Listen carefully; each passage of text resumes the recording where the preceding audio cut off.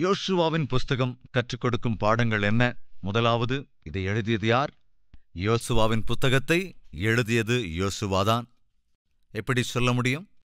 யோசுவாவின் புத்தகம் 24ஆம் அதிகாரம் 26வது வசனத்திலே இப்படி நாம் பார்க்க முடியும். இந்த வார்த்தைகளை யோசுவா தேவனுடைய நியாயப்பிரமாண புஸ்தகத்தில் எழுதி ஒரு பெரிய கல்லை எடுத்து அதை அங்கே கர்த்தருடைய பரிசுத்த ஸ்தலத்தின் அருகே இருந்த கர்வாலி மரத்தின் கீழ் நாட்டி எல்லா ஜனங்களையும் நோக்கி, கவனிங்க, இதோ யோசுவா இங்கே சொல்லுகிறான், தான் அந்த புஸ்தகத்தை எழுதினேன் என்று சொல்லுகிறான். எனவே முதலாவது, யோசுவாதான் இந்த புத்தகத்தை எழுதியவன். அடுத்து, யோசுவா என்ற பெயரின் அர்த்தம், மோசேயோட பெயருக்கு அர்த்தத்தை பார்த்தோம்ல, அதுக்கு என்ன அர்த்தம்? தண்ணீரிலிருந்து எடுக்கப்பட்ட. ஏனென்றால் நைல் நதியிலிருந்து பார்வோனின் குமாரத்தி மோசேயை எடுத்ததினாலே மோசே என்று பெயரிட்டாள். தண்ணீரிலிருந்து எடுக்கப்பட்டதினாலே மோசே என்ற பெயரை சொன்னாள். அதேபோல யோசுவா என்ற பெயரின் அர்த்தம் என்னவென்றால், சிம்பிளா அதை சொல்லணும்னா ரட்சிப்பு. இன்னும் கொஞ்சம் விவரமா பார்த்தோம்னா கர்த்தர் ரட்சிக்கின்றவர். சரி, இயேசு என்று சொல்லுகிறோம் அல்லவா? இயேசு என்கிற அந்த பெயர் எங்கிருந்து வந்தது அப்படின்னா, யெசுவா அல்லது யோசுவா. அப்ப இயேசு என்ற பெயருக்கு என்ன அர்த்தம்? ரட்சகர். யெசுவா என்ற பெயருக்கு அர்த்தம் என்னவென்றால், கர்த்தரே ரட்சிக்கிறவர். அப்படின்னா கர்த்தர் தான் ரட்சகர். அந்த யெசுவா என்ற பெயரிலிருந்துதான் இயேசு என்ற பெயர் வந்தது. யெசுவா, யோசுவா, அதோட ஷார்ட் ஃபார்ம் யெசுவா, அதோட ஷார்ட் ஃபார்ம் இயேசு. யோசுவா என்றாலும் யெசுவா என்றாலும் இயேசு என்றாலும் அதற்கான அர்த்தம் ஒன்றுதான், ரட்சகர், ரட்சிப்பு. எத்தனாவது புத்தகம்? பரிசுத்த வேதாகமத்திலே இது 6வது புத்தகம். இதில் இருக்கிற அதிகாரங்களின் எண்ணிக்கை 24. எத்தனை வசனங்கள்? 658 வசனங்கள். எத்தனை வார்த்தைகள்? 18,858 வார்த்தைகள். சரி, அதைத் தொடர்ந்து நாம் பார்த்து கற்றுக்கொள்ள வேண்டியது 24 அதிகாரங்கள் இருக்கிறதல்லவா? அவைகளை எப்படி டிவைட் பண்ணலான்னா, முதலாவது அதிகாரத்திலிருந்து 5ஆம் அதிகாரம் வரைக்கும் கவனிங்க. தேவன் யோசுவாவினிடத்திலே சொல்லிவிட்டார் என்னவென்று, யோசுவா, நீ மிதிக்கிற எல்லா இடத்தையும் நான் உனக்கு அருளுவேன் என்று. நீ புறப்படு, பயப்படாத, நான் உன்னோட கூட இருக்கிறேன். நீ செய்ய வேண்டியதெல்லாம் நான் உனக்கு கற்றுக் கொடுத்தபடி நியாயப்பிரமாணங்களை தியானிக்க வேண்டும். அந்த நியாயப்பிரமாணங்களின்படி வாழ வேண்டும். அதே நியாயப்பிரமாணத்தை போதிக்கவும் வேண்டும். இரவும் பகலும் அதை தியானிக்க வேண்டும். அதன்படி நீ வாழ வேண்டும். அதையே போதிக்கவும் வேண்டும். நான் சொல்லும்படி செய், அது போதும். எனவே யோசுவா என்ன செய்யறான்? கவனிங்க. வாக்குத்தத்த பூமிக்கு போக போறாங்க. ஆனா அந்த வாக்குத்தத்த பூமி ஏற்கனவே ஏராளமான ஜனங்களினால், ஏராளமான தேசங்களினால் அது ஆக்கிரமிக்கப்பட்டிருந்தது. இப்ப அந்த தேசத்துக்கு போகணும்னா, உங்களுக்கு நினைவு இருக்குல்ல, எண்ணாகமம் புத்தகத்திலே அந்த தேசத்தை போய் வேவு பார்த்து வருவதற்காக 12 பேரை அனுப்பும்போது அந்த தேசத்துக்குள்ள போய், அப்போ இது பாலும் தேனும் ஓடுகிற தேசம்தான், உண்மைதான். ஆனால் அதை நம்மால் சுதந்தரிக்க முடியாது. காரணம் என்னவென்ற, ஐயோ, ஏனாக்கியர்கள் அங்கே இருக்கிறார்கள், பெரிய பெரிய தேகத்தையுடையவர்கள், மிகுந்த பலவான்கள் அங்கே இருக்கிறார்கள். அவர்களை பார்க்கிற போது அவங்களுக்கு முன்னால நாங்க வெட்டுக்கிளிகளைப் போல இருந்தோம். என்னாகும் புத்தகத்தில் நாம எல்லாவற்றையும் தியானித்தோம். இந்த 10 பேர் என்ன சொன்னாங்க? அவங்களுக்கு முன்னால நாங்க வெட்டுக்கிளிகளை மாதிரி இருக்கிறோம், அவங்களுக்கு முன்னால ஒண்ணுமே இல்ல, சான்ஸ் கிடையாது, அவங்களை ஜெயிக்க சான்ஸே கிடையாது என்று பயப்படுத்தி விட்டார்கள். ஆனால் யோசுவா ஆல்ரெடி அங்கே போயிருக்கிறான். எல்லாவற்றையும் கவனித்தான். என்ன சொன்னான்? கட்டாயம் நாம் அந்த தேசத்தை, அந்த பூமியை சுதந்தரித்துக் கொள்ளுவோம் நம்பினான். கவனிங்க. இப்ப தேசத்துக்குள்ள அடியெடுத்து வைக்க போகின்ற யோசுவா தன்னோடே கூட இருக்கின்ற அந்த இளைய தலைமுறையினரை ஆயத்தப்படுத்துகிறான். கெட் ரெடி, நாம் தேசத்துக்குள் நுழையப் போகிறோம்.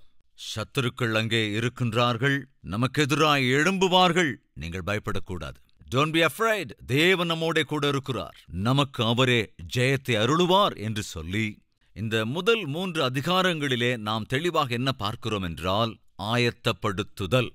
தன்னுடைய ஜனத்தை, தன்னோடே கூட அந்த இளைய சமுதாயத்தினர் எல்லோரையும் ஆயத்தப்படுத்துகிறான். முதல் 5 அதிகாரங்களில் 6 முதல் 12வது அதிகாரம் வரைக்கும் அங்கே நாம் என்ன பார்க்கிறோம்? யோசுவா தான் பிரவேசித்தது மட்டுமல்லாது அங்கே இருந்த ஒவ்வொருவராய் மேற்கொள்ள ஆரம்பிக்கிறான். ஜெயித்து கொண்டே போகிறான். எஷ் மத்தியில ஒரு சின்ன பட்டணத்தை மேற்கொள்ள முடியல. அந்த பட்டணத்தோட பேர் என்ன தெரியுமா? ஆய் என்கின்ற அந்த பட்டணத்தை இவங்களால ஜெயிக்க முடியல. கொஞ்சம் கவனிச்சு பாருங்க. எரிகோ பட்டணத்தை ஜெயிச்சிட்டாங்க. எரிகோ பட்டணத்தை ஈஸியா தகர்த்துட்டாங்க. எரிகோ ஒரு மகா பெரிய பட்டணம். பேர்பட்ட பட்டணத்தையே மேற்கொண்டாச்சு. மேற்கொண்டு ஜெயிச்சு சந்தோஷத்தோட வர்றாங்க. ஆனா ஆயி என்ற பெயருடைய ஒரு சின்ன பட்டணத்தை ஜெயிக்க முடியவில்லை. சிலர் இறந்து போனார்கள். யோசுவா தன் வஸ்திரங்களை எல்லாம் கிழித்து கொண்டான். தேவனிடத்திலே வந்து மன்றாடிய போது தேவன் அவனுக்கு சொன்னார், யோசுவா, உங்கள் எல்லோரையும் வாக்குத்தத்த பூமிக்கு நான் கொண்டு போய் கொண்டிருக்கிறேன். ஆனால் பாவம் செய்து விட்டீர்களா? ஐயா, நாங்க என்ன பாவம் செஞ்ச ஆண்டவரே? உங்களில் ஒருவன் பாவம் செய்து விட்டான். யார் அவன்? ஆகான் என்கிற ஒருவன் பாவம் செய்து விட்டான். அவன் செய்த பாவம் என்ன? சகோதரர்களே, சகோதரிகளே, சந்தர்ப்பம் வந்ததுனால நான் சொல்றேன், நல்லா கவனிங்க. ஆகான் செய்த பாவம் என்ன? எரிகோ பட்டணம் பாவம் நிறைந்த சபிக்கப்பட்ட பட்டணம். அங்க போய் நீங்க எல்லாவற்றையும் எரித்து விட வேண்டுமானால் வெள்ளி பொன் இவைகளை மாத்திரம் விட்டுவிட வேண்டும், அவைகள் தேவனுக்குரியது என்றார். அந்த வெள்ளியையும் பொன்னையும் எடுத்துக்கொண்டு வந்து என்னுடைய பொக்கிஷத்திலே கொண்டு வந்து வைக்க வேண்டும். அவைகள் என் ஆலயத்துக்கு கொண்டு வரப்பட வேண்டியவைகள், எனவே நீங்கள் தொடக்கூடாது, எடுத்துக்கொள்ளக்கூடாது, தேவன் சொன்னார். ஆனால் ஆகான் என்பவன் என்ன செய்கிறான்? எரிகோ பட்டணத்துக்கு போயிருந்தபோது அங்கே அவன் பொன் பாளங்களை கண்டானாம். அந்த பொன் பாளங்களை, கம்பிகளை பார்க்கிற போது அவன் என்ன செஞ்சிருக்கணும்? கொண்டு வந்து தேவனுடைய ஆலயத்திலே ஒப்படைச்சிருக்கணும். ஆனால் என்ன செய்தான்? அவற்றின் மீது ஆசைப்பட்டான், எடுத்து ஒளித்துக் கொண்டான். அதற்கான விளைவைப்பு நாளில் சந்தித்தான். எவற்றை எடுத்து அவன் ஒளித்து வைத்தான் என்றால், தேவனுடைய ஆலயத்திற்கு கொண்டு வந்து சேர்க்க வேண்டிய பொருட்களை தேவனுடைய ஆலயத்துக்கு கொண்டு வராமல் தான் தன்னுடைய கூடாரத்திலே ஒளித்து வைத்து விட்டான். சகோதர சகோதரிகளே, நான் ஏற்கனவே சொன்னதைப் போல சந்தர்ப்பம் வந்ததினாலே இந்த விஷயத்தை நான் உங்களோடு பகிர்ந்து கொள்ளுகிறேன். தசமபாகம் என்பது தேவனுடைய சந்நிதிக்கு, தேவனுடைய ஆலயத்திற்கு கொண்டு வர வேண்டியவை. அதை நாம் ஒளித்து வைப்பதோ செலவு செய்வதோ கூடாது. நிறைய பேருக்கு இருக்கிற அபிப்பிராயம் என்னன்னா, நமக்கு வர்றதே ஏதோ கொஞ்சம், கிடைக்கிறதே கொஞ்சம், அதுல ஆண்டவருக்கு தசமபாகத்தை எப்படி கொடுக்க முடியும்? ஐயோ, தேவனுக்கு கொடுத்தாதான் மிஞ்சுகிற வகையிலே தேவன் ஆசீர்வதிப்பார். 5 அப்பமும் 2 மீனும் அந்த சிறுவனுக்கு தேவையில்லையாங்க? கட்டாயம் அந்த சிறுவனுக்கு அவசியம். ஆனால் என்ன செய்தான்? அதை இயேசுவின் கரங்களிலே கொடுத்தான். அவருடைய கரத்தில் கொடுக்கும்போது இயேசு என்ன செய்தார்? 5 அப்பங்களையும் 2 மீனையும் ஆசீர்வதித்தார். மீண்டும் பகிர்ந்து கொடுத்து விட்டார். அதற்கு பிறகு எத்தனை கூடை நிறைய மிஞ்சியது யோசிங்க. 12 கூடைகள் நிரம்பி இருந்தது. இதுல என்ன புரிஞ்சுக்கிறோம்? ஏசப்பாவுக்கு கொடுத்தா அது நமக்கு நஷ்டமா? ஏசப்பாவுக்கு கொடுக்கிறது முடியாத காரியமா? அவருக்கு கொடுத்தா நமக்கு பஞ்சம் வந்துருமா? இல்லவே இல்லைங்க. கொடுக்காம இருந்தா தான் கஷ்டம், அதுதான் நஷ்டமும். தேவனுக்கு கொடுத்து நஷ்டமானவங்க இந்த உலகத்தில் இதுவரைக்கும் ஒருத்தர் கூட இல்லைங்க. அன்று தேவன் சொல்லுகிறான் யோசுவாவின் புத்தகத்தில் 6வது அதிகாரம் 18வது வசனம், சாபத்தீடானதில் ஏதாகிலும் எடுத்துக்கொள்ளுகிறதுனாலே நீங்கள் சாபத்தீடாகாதபடிக்கும் இஸ்ரவேல் பாளையத்தை சாபத்தீடாக்கி அதை கலங்க பண்ணாதபடிக்கும் நீங்கள் சாபத்தீடானதற்கு மாத்திரம் எச்சரிக்கையாயிருங்கள். சகல வெள்ளியும் பொன்னும் வெண்கலத்தினாலும் இரும்பினாலும் செய்யப்பட்ட பாத்திரங்களும் கர்த்தருக்கு பரிசுத்தமானவைகள், அவைகள் கர்த்தரின் பொக்கிஷத்தில் சேரும். நீங்க அங்க வெள்ளிய பாக்குறீங்களா? பொன்ன பாக்குறீங்களா? வெண்கல இரும்பு பாத்திரங்கள் எதையாவது நீங்க பாக்குறீங்களா? கவனிங்க, நீங்க அதை தொடக்கூடாது. அதை என்னுடைய சன்னதிக்கு கொண்டு வந்து என்னுடைய பொக்கிஷ சாலையில சேர்க்க வேண்டும். அது எனக்கு சம்பந்தப்பட்டது. ஆனால் தேவனுடைய சந்நிதிக்கு, தேவனுடைய பொக்கிஷத்துக்கு கொண்டு வந்து சேர்க்க வேண்டிய பொன் பாளங்களை ஆகான் எடுத்து என்ன செய்தான்? ஒளித்து வைத்துக் கொண்டு. என்ன நடந்தது? அந்த ஆகானால் இஸ்ரவேலின் தேசமே, அந்த ஜனங்கள் தோற்றுப்போனார்கள். அநேகம் பேர் செத்துப்போனார்கள். யோசுவாவுக்கு ஒன்னும் புரியல. எரிகோவை போன்ற மகா பட்டணத்தையே ஜெயிச்சிட்டோம், இந்த சின்ன பட்டணத்தை ஜெயிக்க முடியாம போச்சே. சகோதர சகோதரிகளே, நாம தேவனுக்கு விரோதமாக நடந்து கொண்டால், தேவன் சொன்னதை நாம் செய்யாமல் போனால் நம்முடைய வாழ்க்கையில தோற்று போயிடுவோம். சின்ன சின்ன விஷயங்கள் கூட தோத்து போயிடுவோம். நம்மள நிறைய பேர் தோத்துக்கிட்டு இருக்கீங்க. பினான்சியலா தோத்து போறீங்க, வேலை விஷயங்கள்ல தோத்து போறீங்க, படிப்புல தோத்து போறீங்க, ஆரோக்கிய விஷயத்துல, இப்படி அநேக விஷயங்கள்ல தோத்து போயிட்டே இருக்கீங்க. அப்படி தோத்து போறதுக்கு ஒரு காரணம் என்னன்னா, தேவனுக்கு தர வேண்டியவைகளை நாம் ஒளித்து வைப்பதுதான். தேவன் சம்பந்தப்பட்டவைகளை நாம் அபகரித்துக் கொள்ளுகிறோம். அதே செய்த ஆகான் எந்த அளவுக்கு நஷ்டமானான் பாருங்க. ஒரு புறத்திலே இஸ்ரவேல் தேசமே அவனால் தோற்று போகும்படி செய்து விட்டான். மறுபுறத்திலே அவனும் செத்து போனான், அவனுடைய மனைவியும் செத்து போனாள், அவனுடைய குடும்பமே செத்து போனது, அவனுடைய எல்லாமே அழிந்து போயிற்று. இதெல்லாத்துக்கும் காரணம் என்னங்க? தேவனுடைய சன்னதிக்கு கொண்டு வர வேண்டியவைகளை ஆகான் ஒளித்து வைத்துக் கொண்டான். திரும்ப திரும்ப நான் நினைவுபடுத்துறேன், தேவனுக்கு தர வேண்டியவைகளை தந்தரணும். ராயனுக்குரியதை ராயனுக்கும், தேவனுக்குரியதை தேவனுக்கும் கொடுத்துடணும். தேவனுக்கு தர வேண்டியவைகளை ஒளித்து வைத்தால் அது எவ்வளவு பெரிய ஆபத்து என்பதை ஆகானுடைய வாழ்க்கை நமக்கு காட்டுகிறது. யோசுவாவின் புத்தகத்திலே 3 முக்கியமான விஷயங்களை நாம் பார்க்கிறோம். 1 பிரவேசித்தல், 2 போராடுதல், 3 பகிர்ந்து தருதல். என்னங்க? பிரவேசித்தல், போராடுதல், பங்கிடுதல். அவ்வளவுதாங்க. அதாவது அந்த தேசத்திலே வாக்குத்தத்த பூமிக்குள்ளே பிரவேசித்தார்கள். அந்த வாக்குத்தத்த பூமிக்குள் ஏற்கனவே இருந்த எல்லோரோடும் போராடினார்கள். இந்த போராட்டத்தை போராடி முடித்த பிறகு 13ஆம் அதிகாரத்திலிருந்து 22வது அதிகாரம் வரைக்கும் பகிர்ந்து கொண்டார்கள். கவனிங்க, இப்ப அந்த பூமியை சுதந்தரித்துக் கொண்டார்கள். சத்துருக்கள் எல்லோரையும் துரத்தி விட்டார்கள்.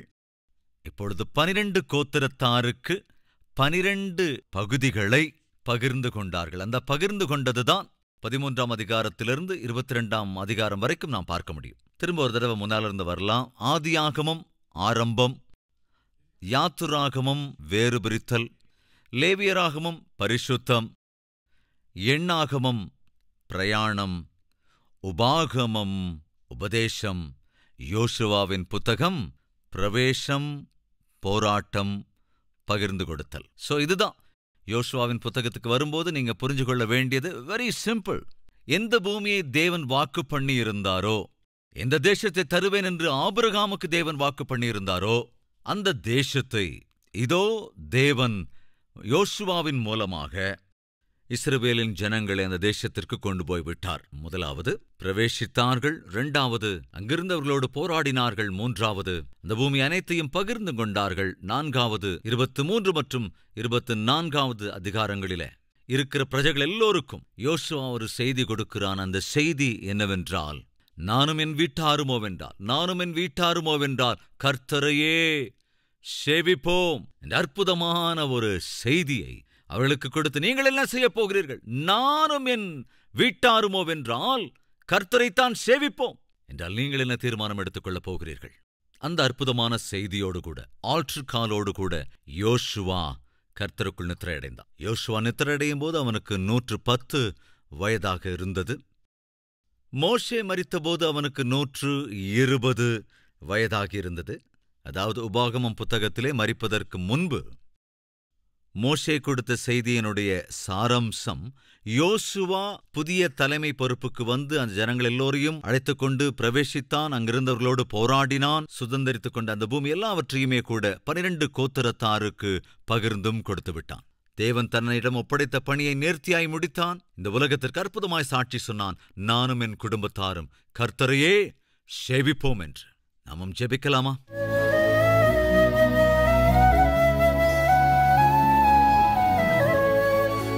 மகா பரிசுத்தமும் அன்பும் நிறைந்த பிதாவே, பரிசுத்த வேதாகமத்தில் இருக்கிற விலையேற பெற்ற சத்தியங்களை எங்களுக்கு கற்றுத் தருவதற்காக உமக்கு நன்றி ராஜா.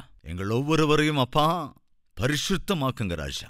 எங்கள் ஆவி, ஆத்மா, சரீரத்தை உடைய பரிசுத்த இரத்தத்தினாலே சுத்திகரிங்கய்யா. உம்மை சந்தோஷப்படுத்த வேண்டும் என்கிற ஒரே ஒரு நோக்கம் எங்கள் நாடி நரம்புகளில் பின்னி பிணையத்தக்கதான கிருபை அருளுங்க.